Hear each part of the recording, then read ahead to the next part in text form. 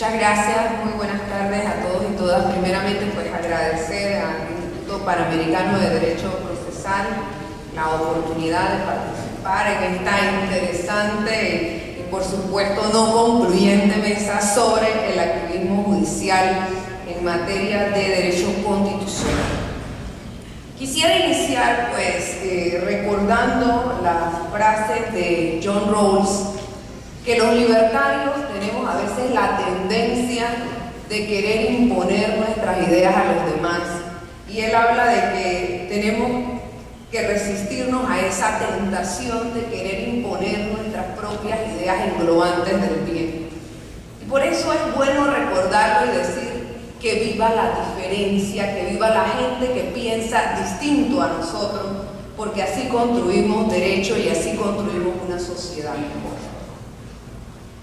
En el tema del activismo constitucional, primeramente partir del hecho que la sentencia constitucional tiene poder, porque en algún momento puede ir encaminada a cambiar las condiciones de vida de la sociedad receptora. Por supuesto que toda sentencia constitucional parte de la necesidad de que el juez escoja el catálogo interpretativo que va a aplicar al caso concreto. Y la escogencia del catálogo interpretativo de parte del juez, por supuesto, que responde al concepto que el juez tiene de constitución. ¿Qué es la constitución? La famosa constitución testamento, en donde está el texto como un ordenamiento en el cual, si bien tiene un contenido normativo, el juez se convierte en un mero aplicador de lo que dice el texto constitucional en su sentido literal. ¿O es la constitución viviente de la que tanto nos habla Zagrebelsky, la que pone de manifiesto que el contenido de una constitución está determinado por los cambios sociales que se dan y que necesariamente hace que el intérprete constitucional mire el contexto? Idea que por supuesto retoma Peter Aberle cuando nos habla de que la Constitución es una pieza cultural. Y va más allá diciendo que las sociedades abiertas y pluralistas como las nuestras deben reconocer la diferencia y la posibilidad de que todos tengan cabida, sobre todo en materia de administración de justicia constitucional.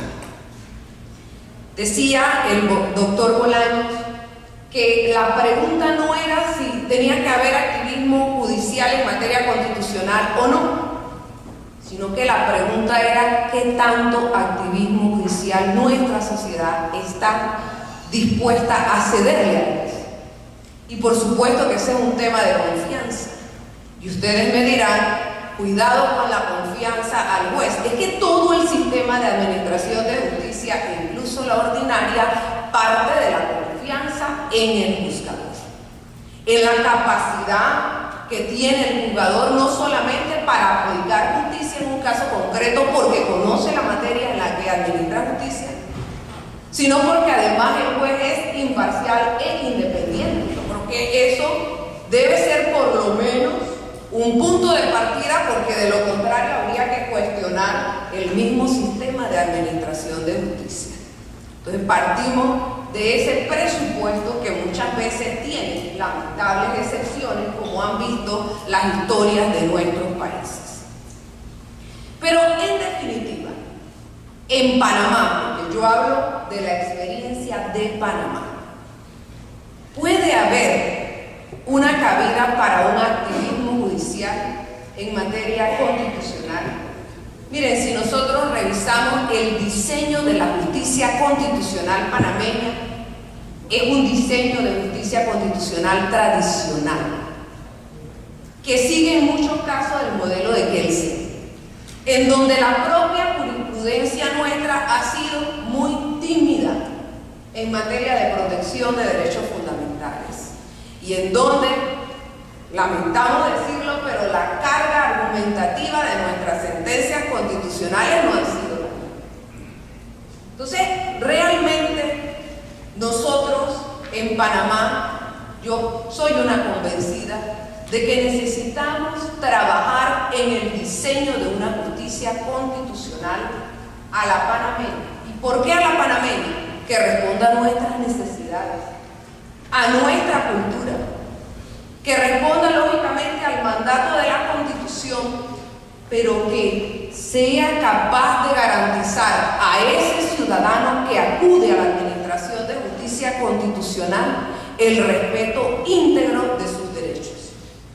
Y es que miren que cuando uno analiza para el ciudadano de a pie, que no sabe doctrina, ¿qué puede significar una corte activista?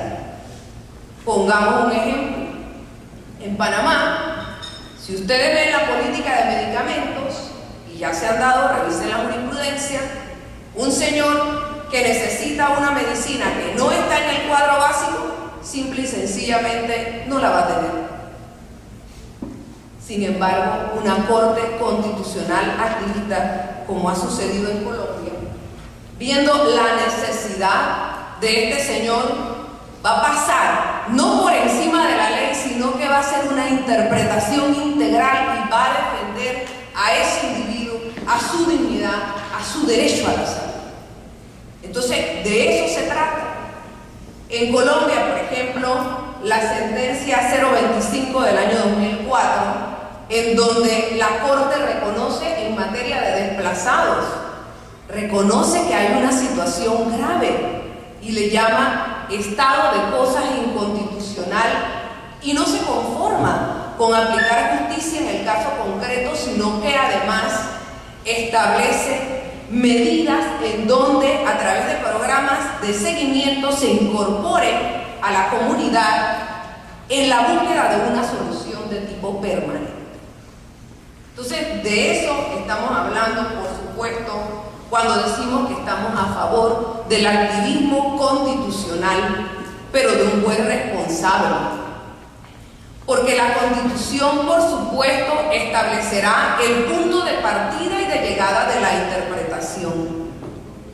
Pero es importante que nuestros jueces también estén dotados de aquellas condiciones no solamente intelectuales, sino de aquellas condiciones de independencia, de aquel marco normativo que le permita al juez poder administrar justicia de acuerdo a ese test de proporcionalidad del cual nos hablaba Robert Alexis y que yo creo que tiene cabida en la justicia constitucional panameña.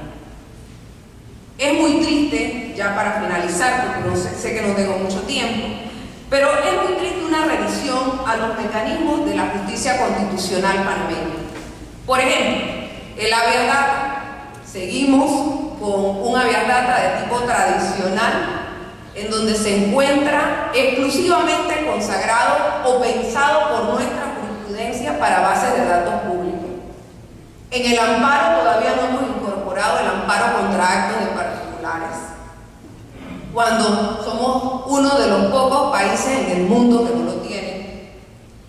No hemos entrado a establecer el precedente vinculante, por ejemplo, ni mucho menos la identificación de la ratio decidendi, que es la regla general aplicable al caso, que no tiene otra cosa que una función de proteger a los ciudadanos, de colocarlos en un estado de igualdad, de garantizar la seguridad jurídica de todos, de manera que la justicia constitucional no sea precisamente maleable a la medida del sujeto, que es el que acude a la administración. Ciertamente hay algo positivo. Yo he visto en las últimas jurisprudencias de la Corte está haciendo un llamado a todos nuestros jueces a ejercer control de convencionalidad, atendiendo el llamado de la Corte Interamericana de Derechos Humanos. Eso es activismo judicial. De eso precisamente estamos hablando, de que el juez no se conforme con lo que el texto literal le permite, sino que aplique soluciones que permitan la protección integral del individuo. Sin embargo, todavía hace falta mucho por hacer, incluso en el famoso llamado a todos nuestros jueces a ejercer control de convencionalidad.